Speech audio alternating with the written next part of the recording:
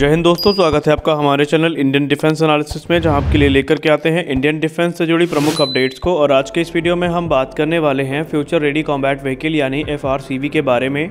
दोस्तों, हम सब जानते हैं कि जो अनमैन एरियल व्हीकल्स हैं और लोटिंग म्यूनिशंस हैं, ये टेक्नोलॉजीज़ लगातार जो हमारे टैंक्स हैं उनके लिए ख़तरा बन रही हैं। इनफैक्ट जितने भी आर्मर्ड व्हीकल्स हैं उनके लिए खतरा बन रहे हैं, और हम जानते हैं एरियल डायमेंशन से ये जो खतरा आ रहा है ये आने वाले समय में और भी ज़्यादा बढ़ेगा। और जिस प्रकार का ISR इम्प्रूवमेंट हो रहा है उसके चलते जो लैंड फोर्सेस हैं और टैंक हैं वो इनके एक आसान टारगेट भी बन रहे हैं। अब यहाँ पर जो हमारे फोर्सेस हैं उनके लिए ज़रूरी ये है कि वो एक आपसी समन्वय बना के चलें और एक नेटवर्क इन्वायरमेंट में ऑपरेट करें। लेकिन इन थ्रेट्स को काउंटर करने के लिए भी जो तैयारियां हैं वो शुरू कर दी गई हैं, और इस समय ऐसे मॉडर्न टैंक्स की नीड है जो कि इस प्रकार के खतरों से निपटने में सक्षम हो और उनकी टेक्नोलॉजीज़ काफ़ी ज़्यादा सुपीरियर हो। और टेक्नोलॉजीज़ की अगर हम बात करें तो उनमें आर्टिफिशियल इंटेलिजेंस, सी थ्रू आर्मर जैसी एबिलिटीज़ होना ज़रूरी है, और वो नेटवर्क सेंट्रिक और इलेक्ट्रॉनिक वॉरफेयर इन्वायरमेंट में भी ईजिली ऑपरेट कर सके, ये कैपेबिलिटी भी उनके पास होनी चाहिए। और इसी सिलसिले में भारत के द्वारा भी एक बड़ा कदम उठाया गया है। फ्यूचरिस्टिक मेन बैटल टैंक्स को लेकर के मई 2021 में भारत की मिनिस्ट्री ऑफ डिफेंस के द्वारा एक रिक्वेस्ट फॉर इंफॉर्मेशन यानी RFI इशू करी गई थी, जहां पर तकरीबन 1770 की संख्या में जो न्यू जनरेशन फ्यूचर टैंक्स हैं, जिन्हें फ्यूचर रेडी कॉम्बैट व्हीकल के नाम से जाना जाएगा, इन्हें फेज्ड मैनर में खरीदने की बात की गई थी। और माना जा रहा है कि इनका इंडक्शन वर्ष 2030 तक शुरू किया जाएगा, और ये अगले 40 से 50 वर्षों तक इंडियन आर्म फोर्सेज में अपनी सेवा को प्रदान करेंगी। और ये जो फ्यूचर रेडी कॉम्बैट व्हीकल हैं ये स्ट्रेटेजिक पार्टनरशिप रूट के अंतर्गत खरीदी जाएंगी, जिस तरह प्रोजेक्ट 75I प्रोग्राम का निर्धारण किया गया था भारतीय नौसेना के द्वारा। और ये जो स्ट्रेटेजिक पार्टनरशिप रूट है इसमें जो फॉरेन पार्टनर हैं ये कोलैबोरेट करेंगे इंडियन कंपनीज के साथ और फ्यूचर रेडी कॉम्बैट व्हीकल्स का निर्माण करेंगे, जबकि यहाँ पर जो इंडियन पार्टनर होंगे उनके पास डिज़ाइन और टेक्नोलॉजीज़ की पूरी ओनरशिप होगी, यानी पूरे राइट्स भारत के पास होंगे प्लेटफॉर्म के। जिसका मतलब ये है कि अगर भारत आने वाले समय में इन्हें एक्सपोर्ट करना चाहेगा तो किसी प्रकार की परमिशन भारत को किसी भी से लेने की ज़रूरत नहीं पड़ने वाली है। FRCV के बारे में बात किया जाए तो DRDO साइलेंटली इन टेक्नोलॉजीज़ पे काम कर रहा है, जिनका इस्तेमाल फ्यूचर मेन बैटल टैंक्स में किया जाएगा। और अगर टैंक के आर्मर की बात करें तो उन्हें 2 टाइप्स में कैटेगराइज किया जाएगा। पहला होगा रोल्ड स्टील या कास्ट स्टील आर्मर, जो कि कंपोजिट आर्मर में इवॉल्व हो रहा है, जिसमें रोल्ड स्टील और सिरेमिक लेयर या फिर केवलार जैसे जो मटेरियल्स हैं इनका इस्तेमाल किया जाएगा, जिससे कि इसकी आंतरिक जो एनर्जी को एब्जॉर्ब करने की क्षमता है वो काफ़ी इंप्रूव होगी, और ये जो high explosive anti tank rounds हैं इनके खिलाफ भी काफ़ी अच्छा परफॉर्म कर सकेंगे। इसका जो बेस्ट एग्जांपल है वो है अर्जुन मेन बैटल टैंक में इस्तेमाल किया जाने वाला कंचन कंपोजिट आर्मर, जिसमें बेसिकली सिरेमिक टाइल्स और जो कंपोजिट पैनल्स हैं इन्हें रोल्ड होमोजेनस आर्मर के बीच में रखा जाता है, जिससे कि इनकी सहनशीलता काफ़ी ज़्यादा बढ़ जाती है और ये टैंक्स को काफ़ी ज़्यादा सुरक्षा भी प्रदान करते हैं।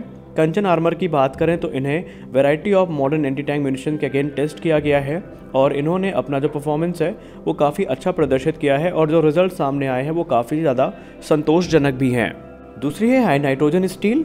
DRDO के द्वारा इसका विकास किया गया है। High nitrogen steel armour application के लिए काफ़ी उत्तम मानी जाती है, और जो हाई नाइट्रोजन स्टील है इसकी मैकेनिकल और बैलिस्टिक प्रॉपर्टीज़ काफ़ी एक्सेलेंट है, जो कि इसे आर्मर एप्लीकेशन के लिए एक आइडियल मटेरियल बनाती है, और इसका लो कॉस्ट इसका समर्थन भी करता है। DMRL के द्वारा इनको विकसित किया गया है, और इसमें जो निकल फ्री हाई नाइट्रोजन स्टील है उसको DMRL ने बनाया है, जिसमें थर्मोमैकेनिकल प्रोसेसिंग को रिफाइन करके जो इनकी मैकेनिकल प्रॉपर्टीज़ हैं उन्हें काफ़ी इन्हांस किया गया है।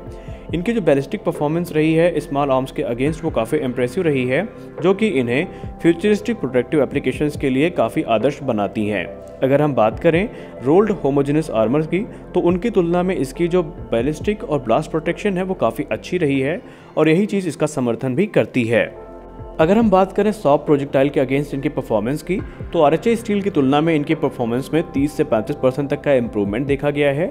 वहीं जो आर्मर पियर्सिंग प्रोजेक्टाइल्स हैं इनकी तुलना में 5 से 15% तक का जो इम्प्रूवमेंट है वो देखा गया है। लेकिन अगर हम long rod anti tank projectiles की बात करें तो वहाँ पर इनकी परफॉर्मेंस RHA स्टील के बराबर ही है लगभग। लेकिन अगर हम कॉस्ट की बात करते हैं तो RHA स्टील की तुलना में ये काफ़ी सस्ते हैं, इनफैक्ट तकरीबन आधी कीमत में ये उपलब्ध हैं। अब आइए बात कर लेते हैं next generation explosive reactive armour यानी NGERA के बारे में। जो NGERA हैं इन्हें एंटी टैंक वेपन्स के अगेंस्ट काफ़ी इफेक्टिव माना जाता है, क्योंकि ये जो एंटी टैंक म्यूनिशन है उनको ये रोकने में सक्षम है, खासकर जो हाई एक्सप्लोजिव एंटी टैंक और काइनेटिक एनर्जी एमिनिशंस हैं उनके अगेंस्ट ये काफ़ी इफेक्टिव माना जाता है, क्योंकि जब कोई भी एमिनिशन इससे टकराता है तो ये काउंटर एक्ट करता है और टैंक को सुरक्षा प्रदान करता है। भारत ने ERA Mark 1 और ERA Mark 2 को विकसित किया है। ERA Mark 1 का इस्तेमाल T-72 टैंक में किया जाता है, जबकि ERA जो Mark 2 है इसका इस्तेमाल Arjun Mark 1A main battle tank और T-90 टैंक में जो इम्पोर्ट सब्स्टिट्यूट है उसके तौर पर इसका इस्तेमाल किया जाता है। और ERA को और भी ज़्यादा फर्दर डेवलप किया गया है, जो कि इसे एंटी टैंक मिसाइल्स के अगेंस्ट भी काफ़ी अच्छी सुरक्षा को प्रदान करता है। और इसे और भी ज़्यादा इंप्रूव करने की जो जिम्मेदारी है ये GMRL के पास है, और इस पर जो काम है वो लगातार आगे किया जा रहा है और माना जा रहा है कि इसे और भी ज़्यादा एडवांस किया जाएगा, जिससे कि टैंक को प्रोटेक्शन है वो काफ़ी अच्छी मिल सके।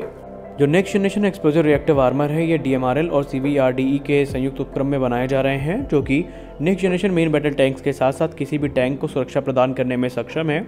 ये बेसिकली जो in service tandem shape charge warhead हैं या tank fired 125 mm FSA PDS एमिनिशन है उनके अगेंस्ट काफ़ी इफेक्टिव माने जाते हैं, और इनके चलते जो टैंडम शेप चार्ज है उनकी जो पेनिट्रेशन पावर है वो काफ़ी कम होती है, और इसके चलते जो सुरक्षा है वो काफ़ी अच्छी ये प्रदान कर लेते हैं।